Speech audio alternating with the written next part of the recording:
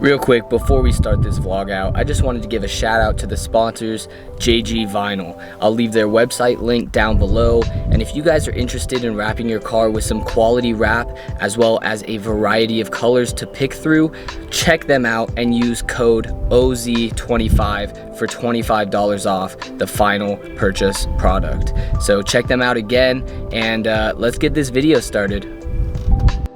Welcome back to yet another vlog.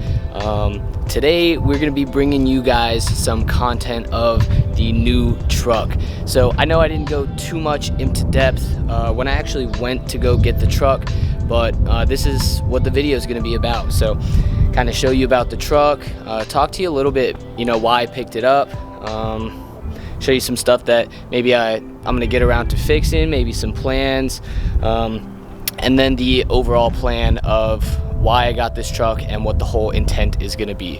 So without further ado, here is the beautiful 1997 Ford F-350 dually, extended bed, extended cab, and yes, being a 97, she is a 7.3 liter Power Stroke diesel. So we'll give you a quick walk around real quick. As you can see, she's like a gold champagne color. The hood was repainted. I'm not sure why or when.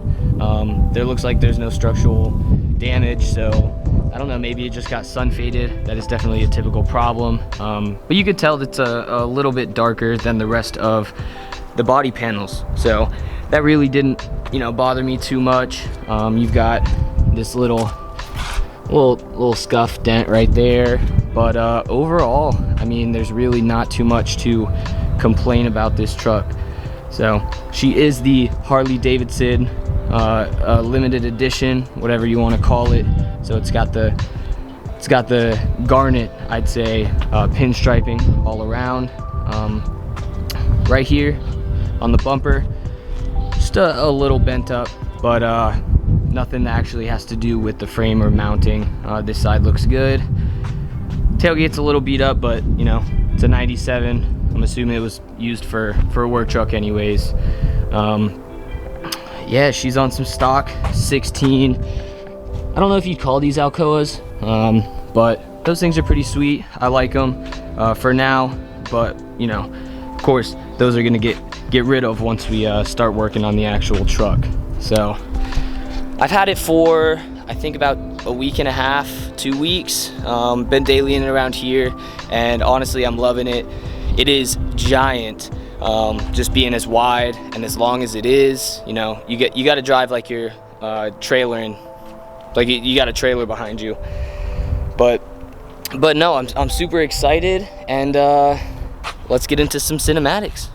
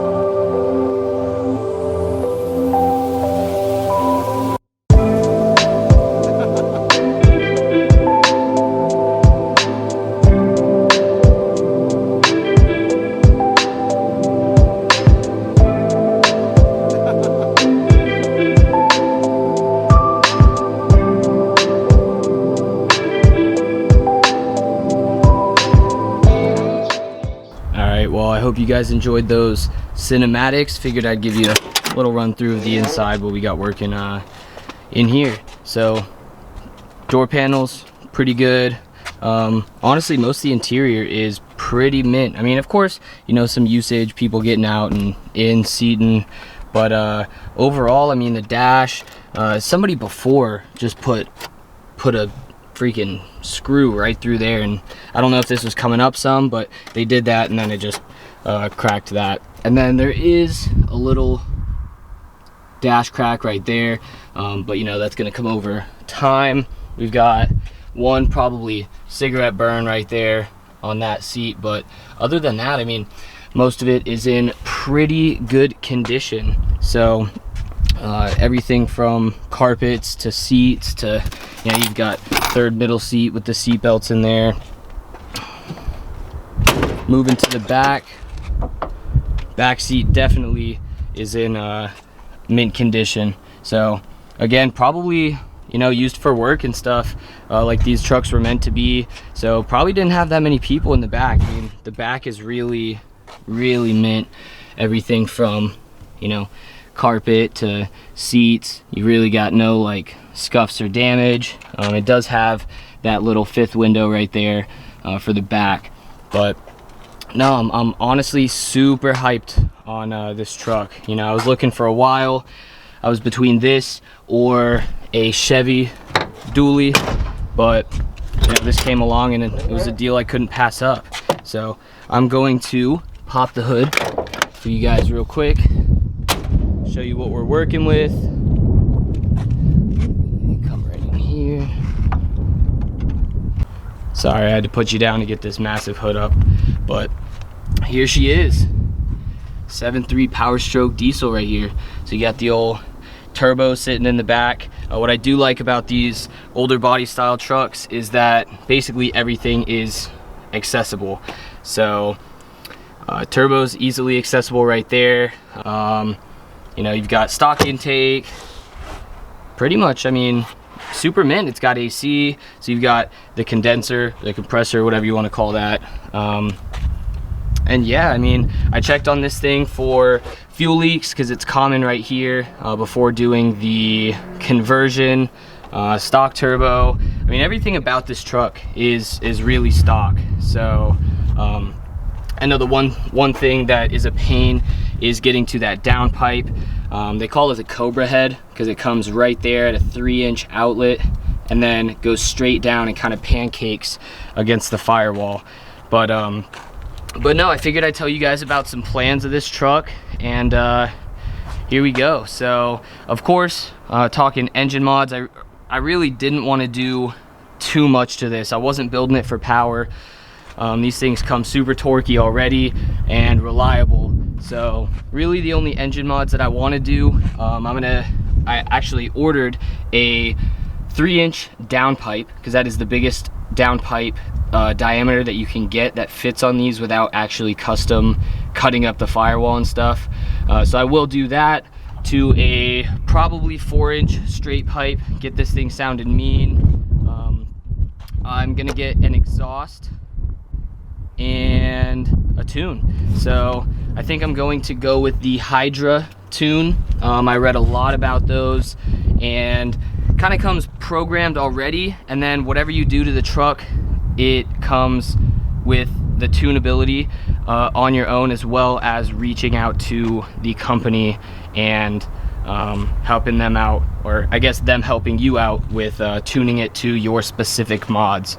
So I think it's called the PFP Hydra, and it's not a 6-position tuner. It's actually a tuner that comes digital, and I think it has up to 15 tunable settings. So that's gonna end up getting mounted probably right here by the turn signals, but we'll see as that comes. And I think that's really about it for engine mods. I just want this thing sounding nice. Intake will really up the sound of the turbo spooling, as well as help for airflow. That downpipe is going to help a lot with less restriction, opening it up, and yeah, should definitely sound mean. So I've got some other things that might be down the road, you know, listing up.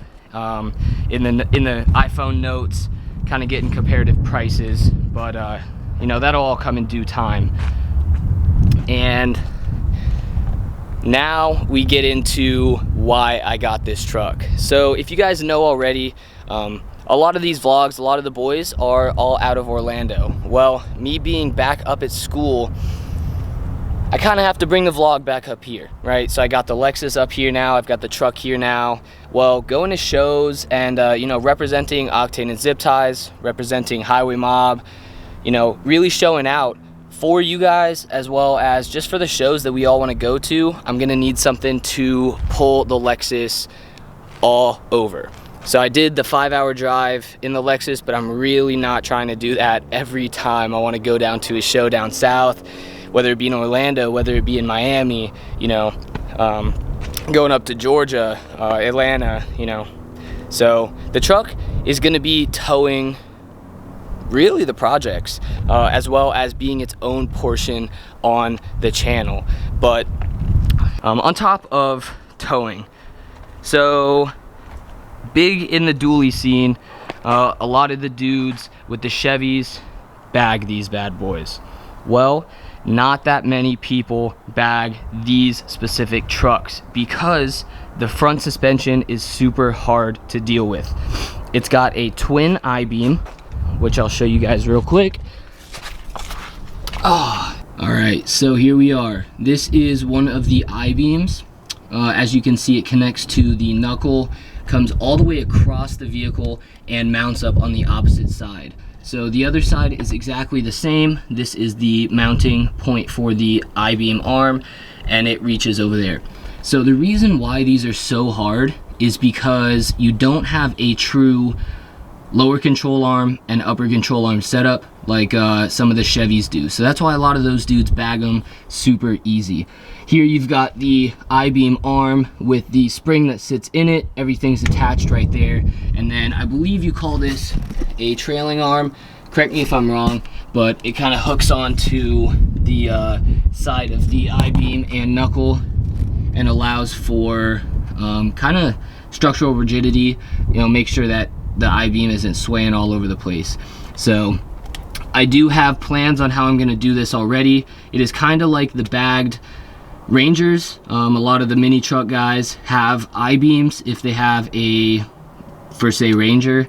So I've kind of went off those, and then I've talked to only one other guy that has done bagging these trucks on the I-beam. So I've got some stuff in the works. So stay tuned, and I'll kind of go more into depth on how I'm doing it, but I'm super excited for this project to start. I know that was a lot of information, and I know it doesn't really make sense right now, but the way that I'm going to explain it in further vlogs will make a lot more sense. I've got a buddy that has really a bagged dually big build trucks down in Ocala, and he's going to be helping me out hopefully towards Thanksgiving. So I'm working some stuff out with him right now. And a shout out Eddie as well up here in Tallahassee. He's got a bagged badass X-Runner, first one I've seen, and kind of made me fall in love with those trucks. So I never really was a fan of them until I saw the work that went into his, and really gave me the appreciation on, you know, how much actually goes into these. And being as big as these trucks actually are, you know, you really need to make sure you know what you're doing when you come to messing with suspension and framework and all that stuff. But yeah, she's high off the ground right now, and in due time the plan is to get her on the ground. So I'm probably gonna have to Z-notch the front. Sorry for all this lingo that some of you might not know, but basically C-notching is taking the front frame where it mounts back up and kind of doing a Z up like this so that the I-beam can go higher. For right now, I am gonna do bag over beam with a custom top mount for the bag, basically getting rid of that spring, making a shock mount on the side, and then a custom adjustable trailing arm. And for the rear is going to be basically like any other truck. Sorry, it got windy, so I wanted to get you guys out of it. for the back is gonna really be like any other truck. You know, you just have quite a bit bigger. What I think I'm gonna do is a 4-link with a Watts, or I don't know. I am gonna stay 4-link. I don't know if I'm gonna do a Watts or a trailing arm, but I think the Watts is definitely gonna be the best move for this, especially because it'll hook really where the diff is and hook to both sides to make sure that that rear end isn't going anywhere. This will entail taking off the bed. We're gonna end up doing a big C-notch in the rear so that the axles can, you know, go up, or I guess the body can go down and the axles won't get in the way. I'm not gonna do bag over axle. I'll probably have a side mount so that I actually can go lower than just bagging over axle, because that kind of decreases the distance that you can air out.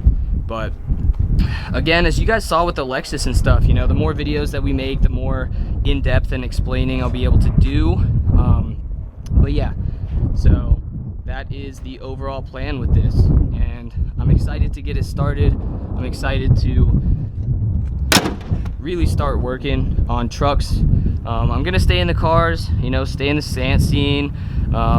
You know, Lexus is static, and this is just something that kind of has to be bagged, so I kind of can't go static on this because it really wouldn't make any sense, especially if I'm trailering something behind it.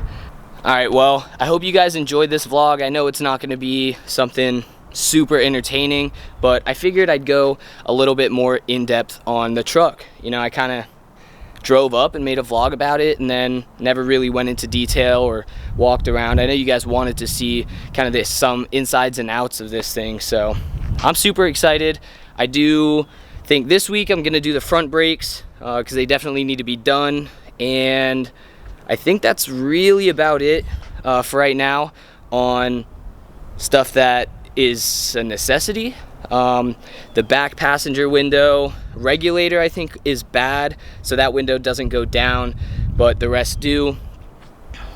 Other than that, I mean, it's pretty mint. I got it for a good price, super clean. I did have to drive far, but you know, sometimes you got to do what you got to do. So again, I hope you guys enjoyed this vlog. I know it was a lot of ranting, a lot of, you know, me talking about it, but yeah, hope you guys are excited for what's to come, and stay tuned for this truck build as well as all of the other builds that we got going on. We're gonna stay with the cars, but hey, we're incorporating some trucks now too. So catch you guys on the next one.